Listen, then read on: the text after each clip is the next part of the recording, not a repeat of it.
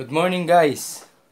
Alam nyo, dito sa amin ay gabi na, pero ang lagi kong bati ay good morning or magandang umaga dahil ang umaga ay sumisimbolo ng bagong pag-asa.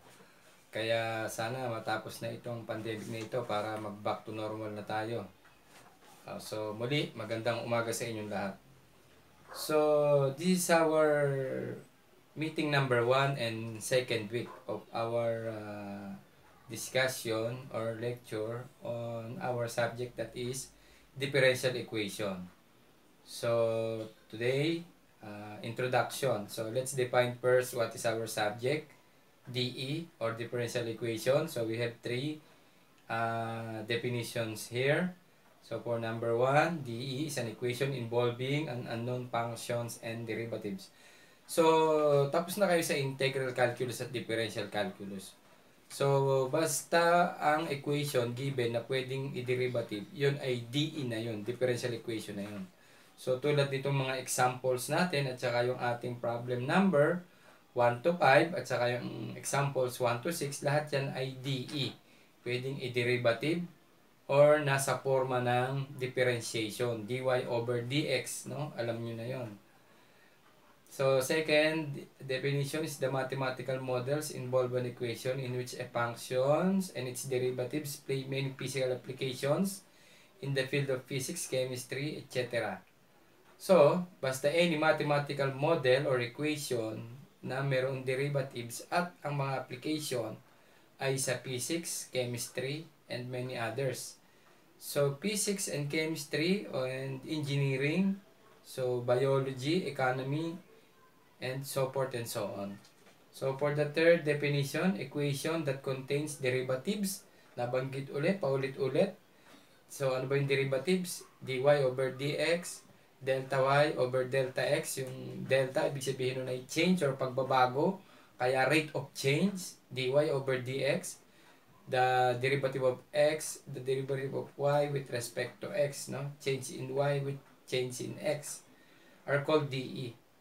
So, the process is differentiation of computing the rate at which a dependent variable, usually y, changes with respect to the change in the independent variable, usually x. So, for our equation, DE, let's say y is equal to x minus 1. Para madaling ma-identify natin kung ano yung dependent variable at independent variable, Ang dependent variable dito ay y. Bakit y? Kasi ang value niya dumidepende lagi sa value ng x.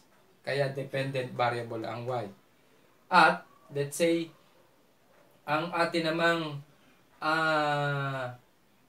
independent variable dito ay x. Bakit independent variable? Kasi kahit ano ang value yung substitute mo sa kanya, tatanggapin niya lang yan. Hindi yan tatanggi. Kaya ulitin natin, ang dependent ay y, dumidepende kay x, at ang independent ay x. Kaya, pag kinuha natin ang derivative nito, di ba? So, let's say y prime, di ba? So, ano answer mo dyan? That is 1. Okay? So, mayroon tayong derivative. Existing ang derivative nito. So, ano ba yung y prime, di ba? So, y prime is also dy over dx. So, ang y dito, yan ang dependent. Usually, dependent. Yun ang nasa taas. At ang x ay independent. Yun ang nasa baba. Para madali nating malaman. Okay? So, this rate of change is called the derivative of y with respect to x, y prime, or that is slope, m. Diba? Sa ating analytic geometry kung meron man. So, ano ba mga notation ng mga derivative? Y prime. Ibig sabihin niya, first derivative. Y double prime, second derivative. Y triple prime, that is third derivative. So forth and so on, up to y raised to n, are used to represent the first, second, third, or n derivative of y with respect to an independent variable x. So hence, y prime, y double prime represents, so d square y over d x square. So pag nakakita kayo ng ganyan, ibig sabihin yan, that is second derivative of y with respect to x. If the independent variable x, but represents, let's say, third derivative of y with respect to w. if the independent variable is W. Again, kung ano yung nasa ilalim, yun ang independent variable. So, examples of DE, no? Number 1, dy over dx is equal to 5x plus 3. Number 2, x dy square all over dx square, or the derivative of y square over the derivative of x square with respect to x square. So, hindi yung second derivative kasi dy square over dx square. Kanina, papapasin ninyo, d square y over dx square. So, plus 2 dy over dx is equal to 1. For number 3, 4 multiply by d third derivative of y with respect to x raised to 4 plus sine x, and then fourth derivative of y with respect to x raised to 2 plus 3xy is equal to 2x minus 1. For number 4, so binabasa pa lang natin ha, kung paano basahin yung mga DE given na yan.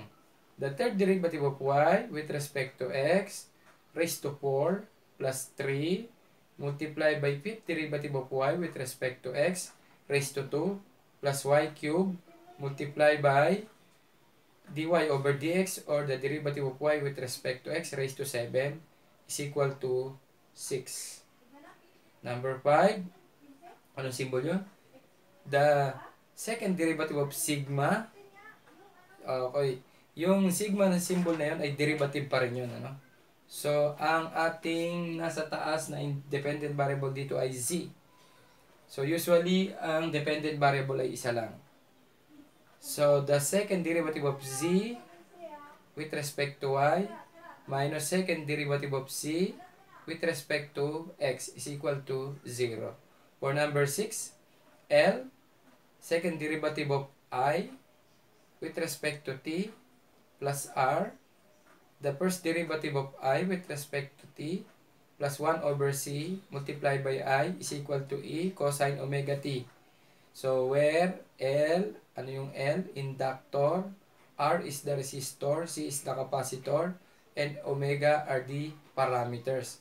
So, ang ating dependent variable dito ay nasa taas, yun yung I, that is the current, and then yung nasa baba ay independent variable, that is the time.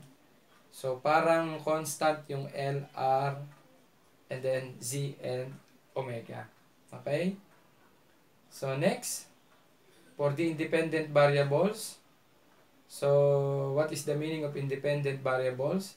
When an equation involves one or more derivatives with respect to a particular variable, that variable is called the independent variable. So, pag ang independent variable, no, usually nasa ilalim, yun ay kahit ano ang substitute mo, hindi siya tatanggi, no? So, that is the independent variable. And for the dependent variable, a variable is called the dependent if a derivative of that variable occurs. So, usually nasa taas yun. So, ito may derivative, kaya siya ay dependent variable. So, sagutan muna natin for examples of DE. For number 1, ano yung ating independent variable? So, that is x, yung nasa baba. Ano dependent? That is y, yung nasa taas. Okay? Tama na muna yun. Baka malito, no? For number 2, ano ang dependent? Yung nasa taas, that is y. Ano ang independent? Yung nasa baba, that is x. For number 3, ganun pa rin. Y, nasa taas, dependent. X, nasa baba, that is independent. For number 4, ganun pa rin. Y, and then x. For number 5, ito iba na. Yung nasa taas, ay yun ang dependent. That is z. And then yung nasa baba, dalawa, y, and x. Okay? Nasa baba ay independent. Next, for number 6, isa lang. Ang nasa baba, independent, that is t. And then dependent, yung nasa taas ay I. Okay? Pause muna tayo.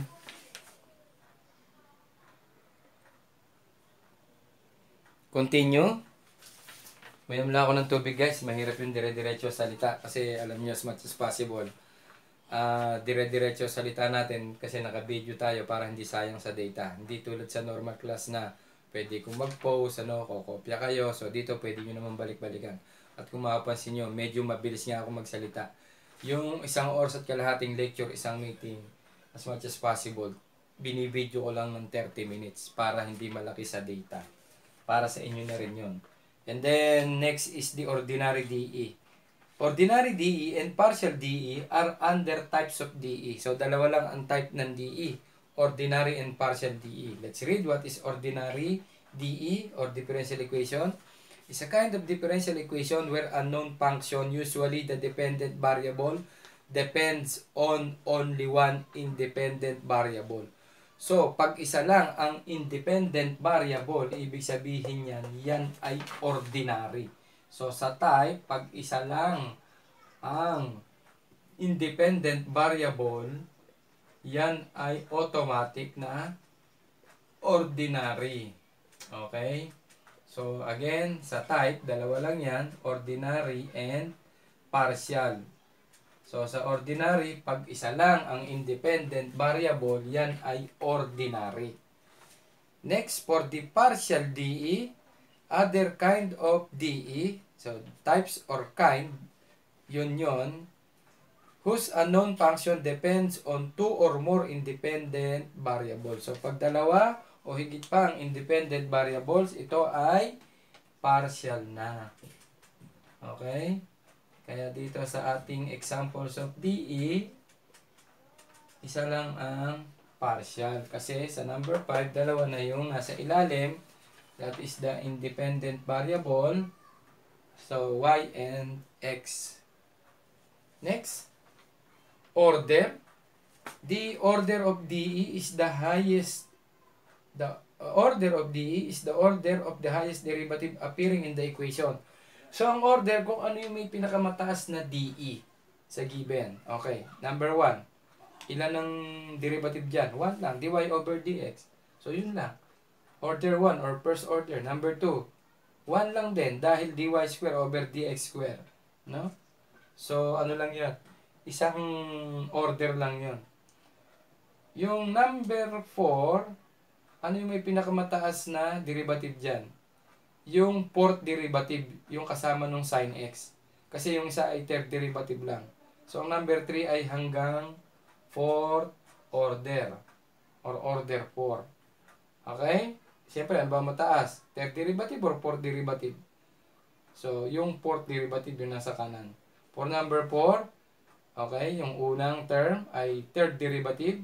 Yung pangalawang term ay fifth derivative. At yung pangatlong term ay first derivative. Yung nakarelate sa 7, ano? So, ano pinakamataas na derivative dito? Yung fifth derivative. So, that is 5. And then, for number 5, ito ay fifth order, number 4. For problem number 4, examples number 5, ano ang highest derivative dito? So, pareha sila na second derivative. So, that is second order. For number 6, ganun din, second derivative. Okay? So, yun ang mga order. And then last, for the degree of the DE that can be written as a polynomial in the unknown function is the power to which the highest order derivative is raised. So, ang degree, titingin ka sa order, kung ilang order, ilan yun ni-raise. No? So, tingnan natin sa 1. So, 1 lang yun orders. Ilan ni-raise? 1 yun, hindi lang sinulat. Sa number 2, ganun din. 1 lang din, hindi lang din sinulat. Sa number 3, okay.